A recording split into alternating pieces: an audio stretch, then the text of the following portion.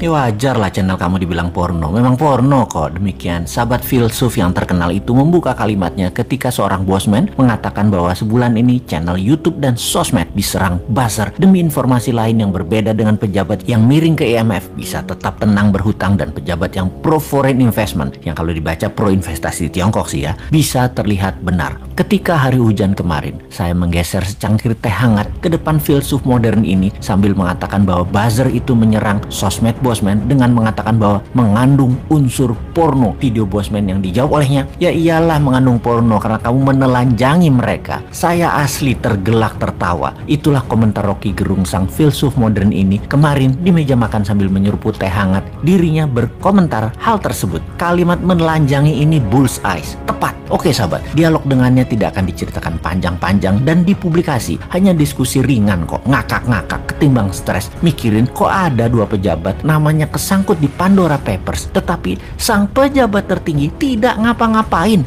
Mereka dan masyarakat dong lebih hebat lagi, yaitu bahwa itu dianggap hal biasa saja di zaman pejabatnya yang paling populer sedunia saat ini. Itu biasa saja, walaupun artinya nama yang ada di Pandora Papers itu, kalau mereka berdua pejabat di Tiongkok sudah masuk kategori korupsi yang bakal di titik-titik. Kalian tulis sendiri titik-titik itu apa. Tapi itu kan di negara yang berdaulat yang anti korupsi. Ya lain ladang lain belalang lah. Ladang negara tetangga kan lain dengan Tiongkok. Tiongkok itu sentral, pusatnya. Negara tetangga itu adalah provinsinya Tiongkok. Mempermudah kebijakan sentral itu kewajiban. Dan yang di Pandora Papers itu fee atau bonus. Ya nggak apa-apa juga. Jadi semuanya jalan seperti biasa. Mumpung masyarakatnya sudah dibuat apatis tingkat dewa. Kecuali yang oposisi. Kesenangan ada bahan maki-maki, tapi nggak ada solusinya juga. Sungguh heran dengan didiamkannya pejabat yang namanya ada di dalam Pandora Papers. Padahal ini pembuktian kebenaran apakah data itu salah atau benar mudah diklarifikasi. Kalau benar, keduanya harus dipidanakan. Pandora Papers adalah skandal penghindaran pajak terbesar, paling dahsyat dalam sejarah manusia. Melibatkan uang 11.000